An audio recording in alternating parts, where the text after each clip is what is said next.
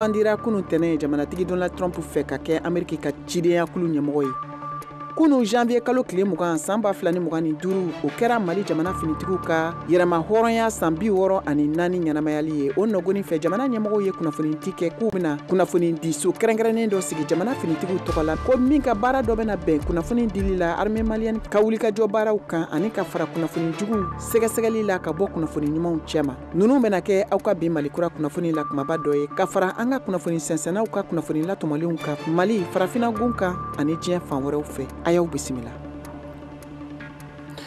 An balimaw an ka foli b'aw ye k'a lase aw ma k'a fɔ nin ye VOA Banbara ka Mali kura kunnafoniw kɛnɛ sigilen ye ka bɔ studio 53 na VOA soba kɔnɔ Washington DC. An ka kunnafoniw an b'a kɔrɔtigɛ ni Ameriki jamanatigi kura Donald Trump ka sugandili ye min kalikanw kɛra kunu janvier kalo tile 20. O nɔgɔni fɛ baara tali bi tarata Donald Trump ye a bolonɔ bila gafe caman na min dɔ bɛ tali kɛ waati yɛlɛma kɔlɔlɔ kɛlɛli kan ani fɛnɛ ka fara dunanw ka koɲɛ kan n'o bɛ wele ko immigration ka fara nin bɛɛ lajɛlen kan maa minnu ni olu tun ye kasara sɔrɔ janvier kalo tile 6 san 2021 min kɛra dangarili walew senfɛ Capitole kɔnɔ wasabulon kɔnɔna la a ye yafa dayɛlɛ ka di nin ma kofɔlen ninnu ma. Kayatu Tarawele VOA tɔgɔla ka bɔ Washington.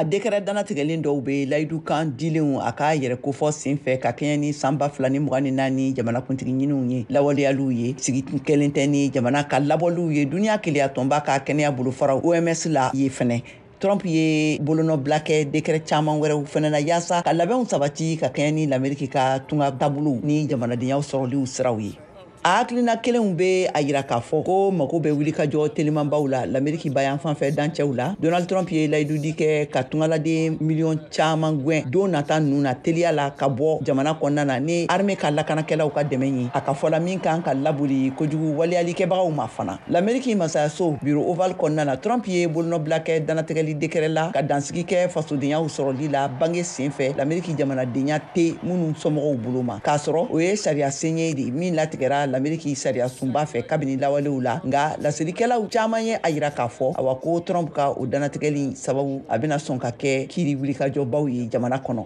Ka fara ninnu kan Donald Trump ye yafama di mɔgɔ 1500 ɲɔgɔnna jarakilenw ne ka u ɲangi k'u bila kaso la ka kɛɲɛ ni dankariliw waliyaw ye ka ɲɛsin l'Amérique wasabulon ma janvier kalo tile 6 la san 2021 waati la ne a waliya tun lawulila kiiritigɛlaw ka sɛbɛntiyali la ka dankari kɛ san 2020 kalata jaabiw la. Trump ye dansigi kɛ sariya caman hakɛ talenw na minnu tun bɛ nafa di lutika jamamɔgɔw ma ka kɛɲɛ ni a ka hakɛ lakɛɲɛliw hakilinaw ye. Trump ye décret fɛnɛ bila sen kan ka kɛɲɛ ni wulikajɔ teliman ye foroba énergie bilaliw la sen kan min bɛna teliya pétrole ani gazi bɔliw daminɛw la duniya ɲɛkunya fɔlɔ o bɛ jamana min bolo tajiw ani gaziw tigiyaw la a ye nin laseli ninnu kɛ kunungo a ka sarankanu senfɛ kalikasiɲɛ kɔfɛ a ye bolonɔ bila kɛ décret la ka foroba cakɛda baarakɛlaw lasigi ni teliya ye cakɛdaw kɔnɔna la Trump bɛ laɲini na ka dansigi kɛ sɔkɔnɔ baarakɛlaw ka allocation na minnu bɛ senna kabini sɛbananin carili wagati la nin ye a san 19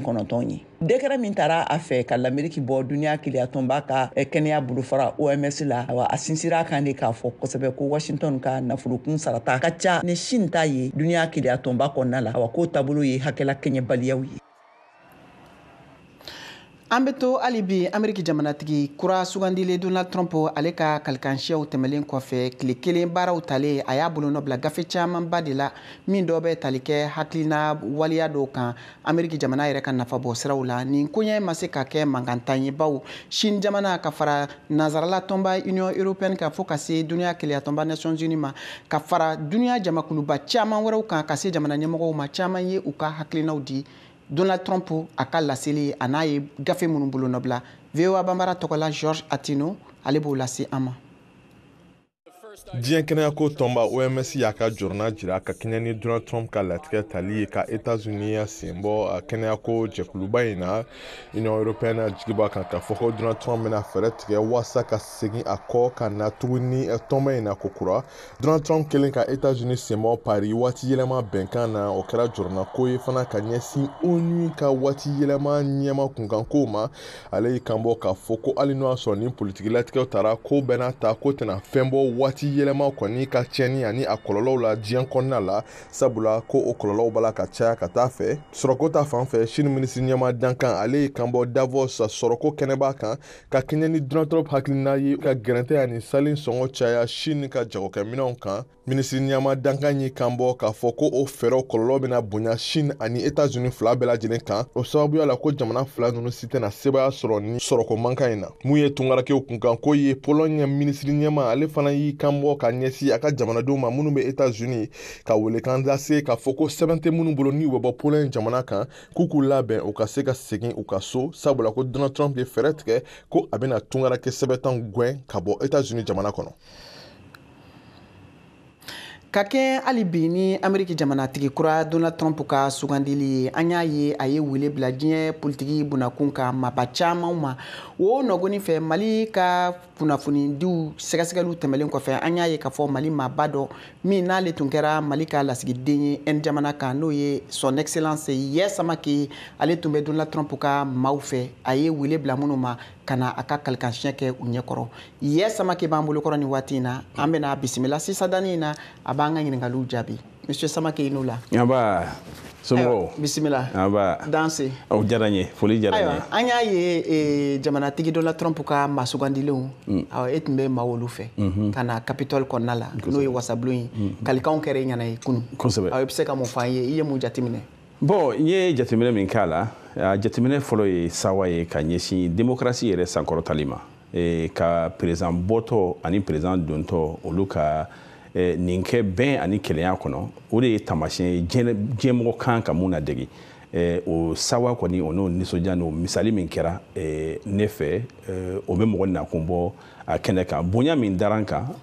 ka ne yɛrɛ surprendre u ye invitation mun di yan ni invitation vraiment spéciale tun don k'a fɔ ko n y'a laɲini o fɛn tɛ mais a bɛ mun yira a b'a yira k'a fɔ anw ka kunkilenna n'o ye parti libéral ye o ni conservateur ka kunkilenna o bɛ taa ɲɔgɔn fɛ donc o kama wele bilala ma ka na bon n ma na jamana tɔgɔ la mais n nana politiki bunakun kan. Ayiwa an y'a ye Donald Trump ka laseliw senfɛ kunun a ye a yira k'a fɔ ko kalo 3 a bɛna baɲumankɛ siraw bɛɛ lajɛlen lajɔ ka taa farafinna ani diɲɛ jamana wɛrɛw ma e ye mun faamuya o la. Bon taabolo a ka kan a ka jateminɛ k'a la jamanaw ni ɲɔgɔn cɛ de don comme teriya sira tɛ jamanaw ni ɲɔgɔn cɛ nafa sira de bɛ jamanaw ni ɲɔgɔn cɛ donc u b'u ka nafa bɛ hɛrɛ mun na u ka nafa n'u ka hɛrɛ bɛ sɔrɔ da min kan Donald Trump b'o de ɲinina a ka politiki kun sinnen bɔ o de ma ko ka Ameriki bila a ka politiki ɲɛfɛ o fana ka kan ne sago ye anw ka jamana ɲɛmɔgɔw k'an ka jamana bila politiki ɲɛfɛ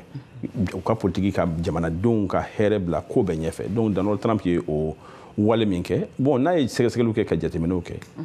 Ameriki ka hɛrɛ bolo bɛ sɔrɔ cogo min na gagnant kɔnɔ je crois que o bolo bɛ na mais a bɛ mun yira n'i y'a ye k'a fɔ u tun ye labila caman kɛ ka ɲɛsin farafina ma i n'a fɔ AGOA ninnu u bɛ na nin bɛɛ la bi parce que Trump ka nin mandat kura in ɲɛsinnen bɛ fɛn min ma o ye o fanba ye sanni feere ye a ye mɔgɔ min ta sanni feere kɔnɔ o de bɛna kɛ sababu ye ka u ni Chine cɛ o u ni Canada o u ni Mexico hali farafinna ni ɲɔgɔn cɛ u bɛ taabolo kuraw sigi sen kan mun bɛ sanni feere o yiriwa u ni ɲɔgɔn cɛ donc Trump ta fɛ a ka kɛ jamana bɛɛ lajɛlen ta ye ɲɔgɔn fɛ jamana kelen o kelen bɛɛ b'i ka hɛrɛ ɲini u ni Ameriki ni ɲɔgɔn cɛ. Ayiwa n'i ye jateminɛli kɛ jamanatigi Donald Trump yɛrɛ la a ka mandat min kɛra san 4 tɛmɛlen ninnu kɔnɔ a ma deli ka se farafinna gun kan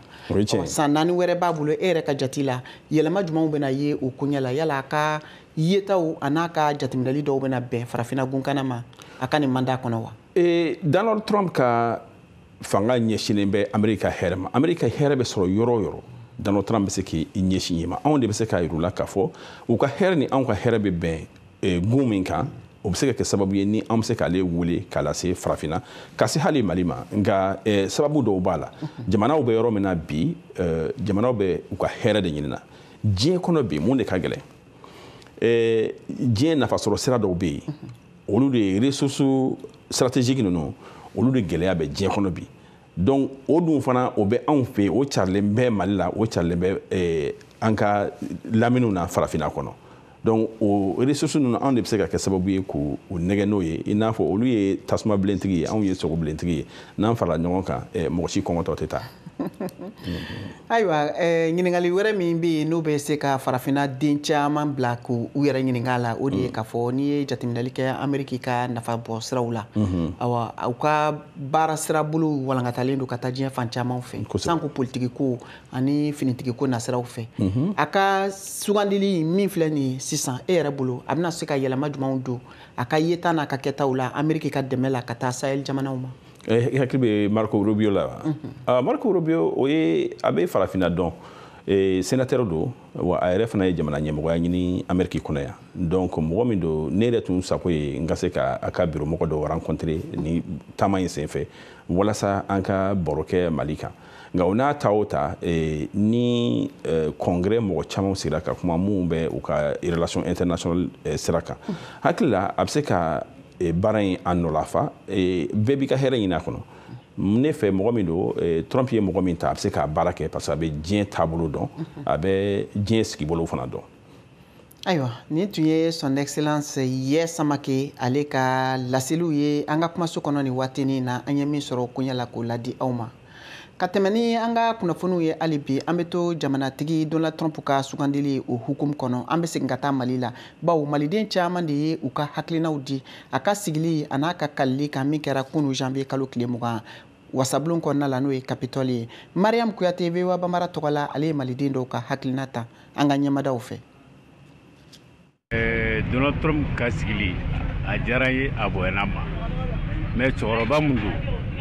ale ka ko ka bon ne ma dɔɔni ka tɛmɛ Joe Biden kan parce que Joe Biden ye cɛkɔrɔba min ye a marque ma nɔgɔn dɛ a mi ɲɛsin farafinna ma abada fa manda bannen o y'an bɛɛ jɔrɔ o y'an bɛɛ hamina ko ye dɛ bon Donald Trump ta ale ɲɛ tana de dunan ye bon dunan dun arabuw b'ula ye farafinw b'ula ye ayiwa farajaw yɛrɛ b'ula ye ne ɲɛ tana ye dunan ye dunan dun de bɛ a ladon n'aw kun aw n'olu de bɛ jɛ k'a fɔ ɲɔgɔn fɛ k'a kɛ ɲɔgɔn fɛ ne ko k'e ɲɛ tana olu ye k'e b'olu bɛɛ gɛn a bɛ farafin a b'an bɛɛ jɔrɔ a bɛ hami dɛ. mais a y'a perepere latigɛ dɛ ko sɛbɛn tɛ minnu na. ni sɛbɛn tɛ minnu na olu bɛ se a bɛ se ka fɛɛrɛ dɔ kɛ olu ye o mais mun ka gɛlɛn ma maajugu minnu b'u senkɔrɔ ye dunanjugu minnu bɛ yen ani yen dugulejugu minnu bɛ yen nɔ olu de man ɲi a bɛ se ka fɛɛrɛ kɛ olu la mais bɛɛ tɛ dɛ. Ameriki yɛrɛ ka basigi ka fɛngɛ ka mɔgɔ président élu a ka tila ka segin ka na ce qui veut dire que i bɛ taa sɔrɔ u yɛrɛ y'a ye fɛn dɔ b'a la min ka ɲi parce que ale kɔni ka fisa ne yɛrɛ bolo ni président dɔn ye a ka fisa parce que il est très vieux a bɛ to tɔgɔma yɛrɛ la a bɛ bi n'a fɔra Ameriki ye duguba sugu min ye k'a fɔ ko o président de b'i to tɔgɔma la ka to ka bi sɔn ka wuli o bɛnnen tɛ Ameriki la dɛ a k'i jija sa problème ka ca Afrique dɛ. Problème ka ca Afrique dɛ a ka se ka Afrique gérer Afrique yɛrɛ problème bɛɛ terrorisme ko nin ye actuellement an kɔni t'a dɔn mɔgɔ ninnu bɛ bɔ yɔrɔ o yɔrɔ ka na président yɛrɛ min sɔrɔla ka an dɛmɛ kosɛbɛ o kɛra Poutine ye ne dun ɲɛ b'a la Donald Trump ye américains fana ka Poutine de ye u kana bila dɛ n'u y'a bila dɔrɔn u bolo y'a jɛ parce que n'i y'a ye naloma kunkolo b'a kun mais naloma tɛ dɛ fɛɛrɛ b'a bolo dɛ donc a ka jija vraiment a k'a lajɛ ka africains rapprocher n'a y'olu gɛrɛ n'a sera ka vraiment avec une bonne politique avec ces gens o kɔni o bɛ fisaya anw yɛrɛ ma kosɛbɛ parce que anw de bɛ yan tɔɔrɔya bɛ anw de kan a ka essayer a ka an dɛmɛ an ka problème na. bon Donald Trump ka tali a ka gagner ni élection a diyara maliyɛnw ye kɛrɛnkɛrɛnnenya a diyara ne ye i n'a fɔ a diyara maliyɛn ɲɔgɔnna maliyɛn caman ye parce que ka d'a kan an ye fɛn dɔw mɛn ko n'a yɛlɛnna n'ale nomena Ukraine kɛlɛ bɛ ban a filanan a ko ko OTAN financement Amérique ka financement bɛ ale b'o tigɛ donc olu ye fɛn ye parce que OTAN problème de bɛ Mali da la problème bɛ Mali da la OTAN ka ko b'a la donc ni OTAN ma financement sɔrɔ à un certain niveau donc o bɛ kɛ sababu ye kɛlɛ caman bɛ diɲɛ kɔnɔ a bɛ dabila Amérique président don Afrique président tɛ dɛ Mali président tɛ donc an hakili t'a ka foyi ma mais a ka ninnu n'a sera ka ninnu kɛ nin kɛ an sigilen bɛ n'o de ye o bɛ donni dɔ b'an kun hali n'a ma kɛ directement indirectement alors n'a sera ka nin kɛ o ka d'an ye kosɛbɛ kosɛbɛ donc Trump ka gagneli a diyara maliyɛnw ye bi a diyara o ye sini vraiment on souhaite que hali n'a bɛ se ka mandat wɛrɛ kɛ a ka projet bɛ cogo min n'a sera k'a kɛ tan a diyara an ye yɛrɛ de. Trump ka sigili kana kɛ Barack Obama ka sigili ye parce que an natara Barack Obama an k'ale farafin ye n'a na a bɛ dɔ kɛ farafinna mais o m'an jate baro ni nin fana an ka so ye nin ka se ka fɛn kɛ parce que nin fɛn bɛ nin bolo nin ye homme d'affaires de ye ale tɛ kɛlɛ fɛ kɛlɛ bɛ mɔgɔ mako sa de kɛlɛ bɛ tɛgɛ jɛ de donc ni an bɛ dugawu de kɛ nin ka mako k'an kɔfilɛ an na parce que Barack Obama kɔfilɛ an na dɛ o y'an jigi tigɛ an kɔni an t'o soutenir nin ye nin ka ɲama k'an hinɛ an na k'an ka kɛlɛ nɔgɔya voilà c'est kɛlɛ man nin ye o voilà. ne kɔni ka laɲini ye min ye président kura min sigira Amérique kunna vraiment a k'i ɲɛsin Mali ma a fɔ k'i ɲɛsin Mali ma ka Asimi dɛmɛ ka fɔ n'a ye Asimi dɛmɛ Amérique ni Mali a bɛɛ ye kelen n'a y'an dɛmɛ kɔni an bɛɛ bɛ fara ɲɔgɔn kan surtout armement k'an dɛmɛ n'o ye kosɛbɛ parce que n'i y'a ye malo bɛ kɛ jamana ma o y'a sɔrɔ i forlen don kosɛbɛ mɔgɔ caman ɲɛ bɛ malo ma vraiment k'an dɛmɛ armement na o de kɔni o de ka di ne. Nin bɛna don an ka jamukan tako filanan kɔnɔ o kosɔn an b'a ɲini aw fɛ aw ka to an ka jabaraniso ni radio fiɲɛsiraw kan aw k'an bɛɛ sɔni.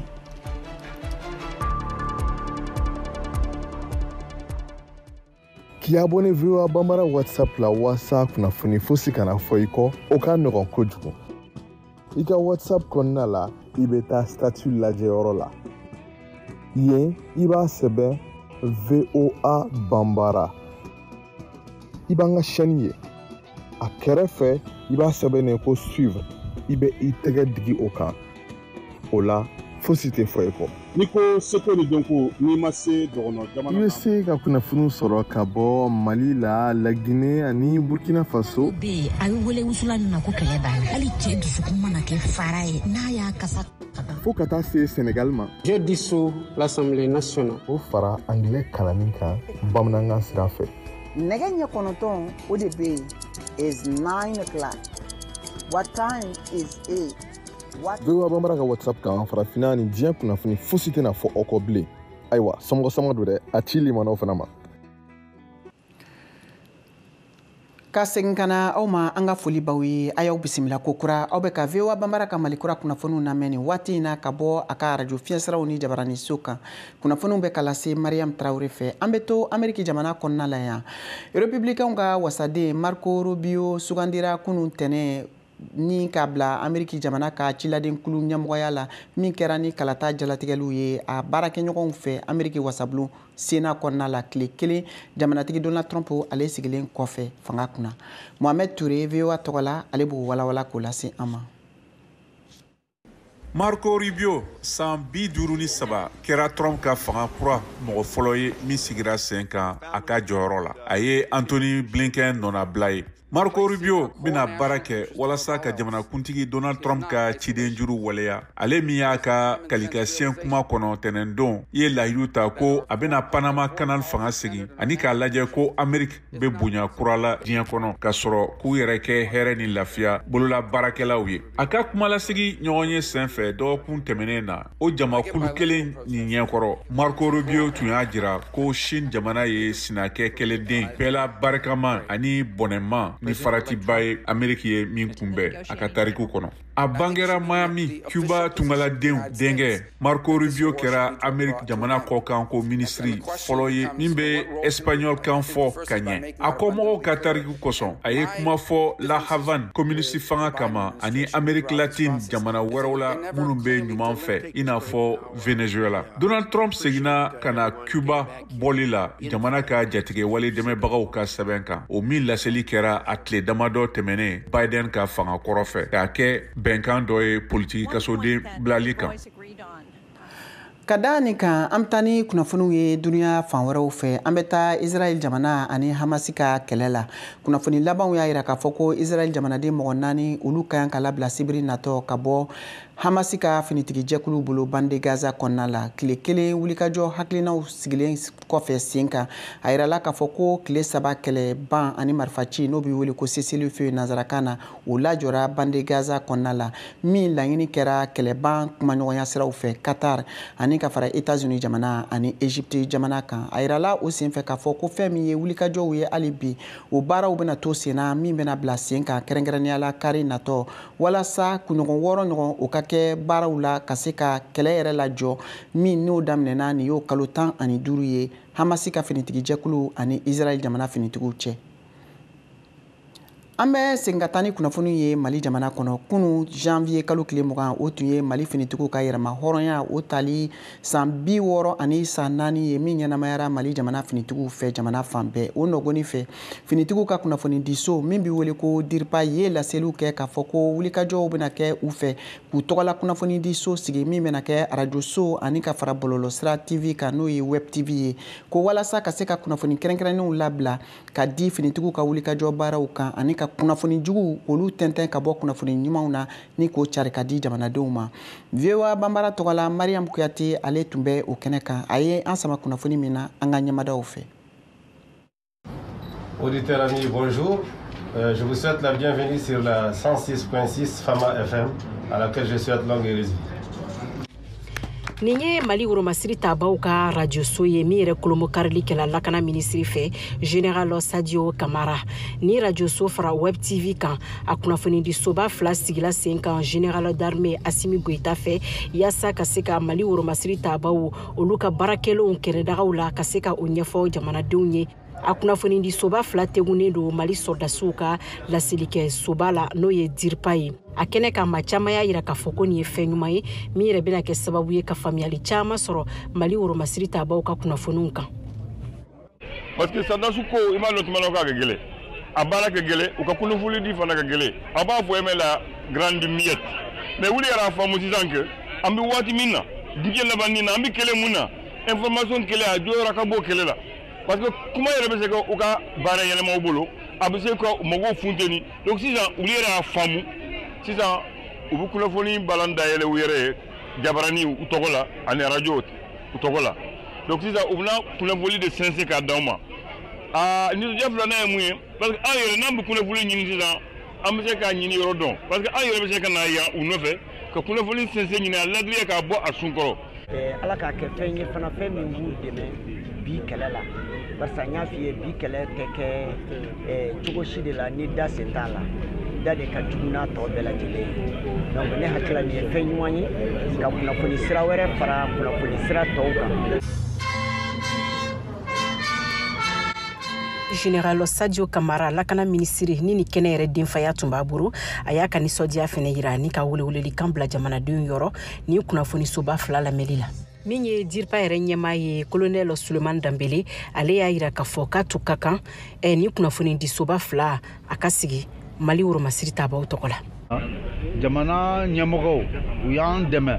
ka se ka radio so in bila sen kan ka télévision so in bila sen kan an yɛrɛ bɛ se k'an ka kumaw lafɔ cogo min an bɛ se k'an ka kibaruyaw di cogo min na parce que maa ma ni e yɛrɛ tɛ kuma e t'i ka kibaruya di c'est que finalement a ko bɛ dafiri da la donc radio in créé kun téléso in créé kun ye pour que maliyɛnw bɛ se ka kibaruya sɛnsɛnnen sɔrɔ cogo min kibaruya saniyalen sɔrɔ cogo min kibaruya mun yɛrɛ bɛ bɔ a source la voilà pourquoi radio in créé la. An b'a ɲini maliyɛnw fɛ an b'a ɲini AES jamanadenw fɛ bɛɛ k'i accroché an ka radio so in na an ka télé so in na pour que fɛn fɛn bɛ Mali kun kan sɔrɔdasiw ka taabolo la fɛn fɛn bɛ AES kun kan sɔrɔdasiw ka taabolo la u bɛ se k'o information ɲumanw sɔrɔ cogo min na. Fama FM Fama Web TV n'o ye Mali Woromasiri tabaw ka kunnafoni di soba ye.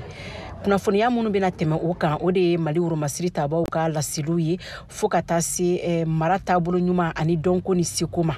N'i bɛ fɛ ka Fama FM lamɛn i bɛ 106.6 ta n'o ye 106.6 wa a bɛ sɔrɔ Bamakɔ n'a lamini bɛɛ lajɛlen na. Mariam Kuyate ka laselikan don ka bɔ Bamako VOA Bambara tɔgɔ la. Congo RDC u ka jamana ɲɛmɔgɔw ye layidu dɔ ta bi ntɛnɛn ka kalo kelen gɛrɛntɛ sigi u ka duguba fila kan min bɛ wele ko couvre-feu ni o bɛna kɛ sababu ye ko ka basigibaliya min bɛ a marabolo kɔnɔna la ko k'o kɛlɛ ka bɔ yen nin yɔrɔ kofɔlen fila in n'o ye Lumumbashi ani Likisi ye a yirala k'a fɔ ko baɲumankɛ wulikajɔw olu kɔfɛ fɛn min ye lakanabaliyaba ye o ɲɔɲalen don nin yɔrɔ kofɔlen ninnu na min bɛ kɛ sababu ye waati gɛrɛntɛ min bɛna sigi n'o ye couvre-feu ye ka daminɛ su midi waati ka se sɔgɔma nɛgɛ ɲɛ 5 ma u ka marabolo kɔnɔna la min kunnafoni labilala k'a lase jamana ɲɛmɔgɔw fɛ. Sisan an bɛna Siyaka Tarawele ka farikolo ɲɛnajɛ kunnafoni lase aw ma ka bɔ Bamakɔ.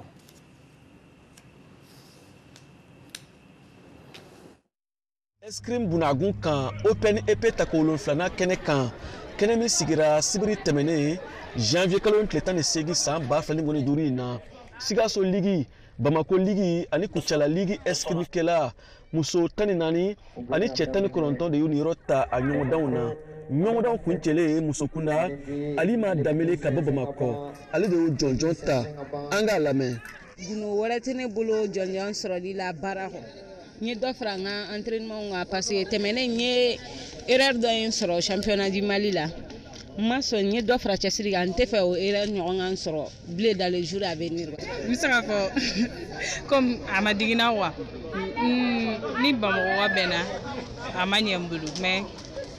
a bɛ ɲɛ quoi. Munna a ma ɲɛ munna i ma se ka se sɔrɔ ka jɔnjɔn ta ka kɛ première ye. Courage dɔɔni bɛ n jɛ halisa n bɛ fɛ ka eskrime kɛ ka se an ka maître sera yɔrɔ min na n bɛ fɛ ka tɛmɛ yen. Ale sera yɔrɔ jumɛn? An ka maître taara Algérie a médaille caman b'a bolo n fɛnɛ bɛ fɛ ka médaille sɔrɔ ka tɛmɛ ale kan fɛnɛ. Cɛkunda Sulemani Mahamadu Jire ka bɔ Bamakɔ ale de y'o jɔnjɔn ta ka bɔ Kucala ɲɛkɔrɔ. A gɛlɛyara dɔɔni mais Ala yɛrɛ la sera ka n jija ka jɔnjɔn min kuntigiya minɛ kɔnɔ. I ye mun de fɔ kɛ ka se ka se sɔrɔ? N ka expérience fitinin min bɛ n bolo ni champion kɔrɔw jera donc n y'o expérience de utiliser n ka adversaire sanfɛ walasa ka sebaaya minɛ. Kucala eskrime ligi ɲɛmaa Sebu Jara ko Kucala yɛrɛ tun bɛ se ka jɔyɔrɔ fɔlɔw sɔrɔ. A jɔyɔrɔ ka bon eskrime yɛrɛ nalen Mali la a bɔla ka taa dugu fɔlɔ min na o ye Kucala de. A bɔlen Bamakɔ. A bɔlen Bamakɔ ka taa dugu fɔlɔ min na o ye Kucala de. Bon maintenant yɔrɔ a jɔyɔrɔ kan ka bonya o ye dɛ o de kama a jɔyɔrɔ ka bon an fɛ parce que a fɔlɔla anw de fɛ yan. Abdul Wahab Zorome Mali Eskrime Fédération ɲɛmaa ye foli kɛrɛnkɛrɛnnen lase Kucala ligi ma a ka labɛnniko ɲuman na ani fana. K'a fɔ ko Kucalakaw o kɛra deuxième ye non seulement en fille et garçon bon o fana ye fɛnba de a b'a jira k'a fɔ k'u bɛ baara de la hali sisan u ka continuer parce que Bamakɔ y'a daminɛ Kucala ye ni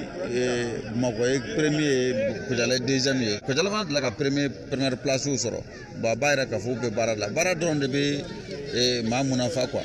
donc vraiment n b'u fo k'u waleɲuman dɔn o la en tant que président ne bɛ sewa de a b'a jira k'a fɔ ko jusqu'à présent an ka sport bɛ ka adopter capitale régionale kɔnɔna na donc don nataw la an ka laɲini ye min ye région ka se ka Bamako ci. Jɔnjɔnw dira a kɛnɛ kan VOA Bambara tɔgɔ la Kucala Siyaka Tarawele ka laseli don a seginnen ka na Bamakɔ. An balimaw ni ne bɛna dan sigi aw ka bi Malikura kunnafoniw na min labɛnna Blanche Sanu fɛ k'a lase aw ma Mariam Tarawele fɛ aw ni ce aw ka kulomajɔ la aw k'an bɛn waati wɛrɛ. K'i abonné VOA Bambara WhatsApp la walasa kunnafoni fosi kana fɔ i kɔ o ka nɔgɔn kojugu. I ka WhatsApp kɔnɔna la i bɛ taa statut lajɛyɔrɔ la. Yen i b'a sɛbɛn VOA Bambara. I b'an ka chaîne ye. A kɛrɛfɛ i b'a sɛbɛnnen ko suivre. I bɛ i tɛgɛ digi o kan. O la fosi tɛ fɔ i kɔ. N'i ko seko ni dɔnko n'i ma se dɔgɔnɔ jamana. I bɛ se ka kunnafoni sɔrɔ ka bɔ Mali la, La Guinée ani Burkina Faso. Bi a bɛ wele wusula nin na ko kɛlɛ banna. Hali cɛ dusukun mana kɛ fara ye n'a y'a kasa. Fo ka taa se Sénégal ma. Je dissous l'Assemblée nationale. O fara anglais kalanni kan bamanankan sira fɛ. Nɛgɛ ɲɛ 9 o de bɛ yen is 9 o'clock. What time?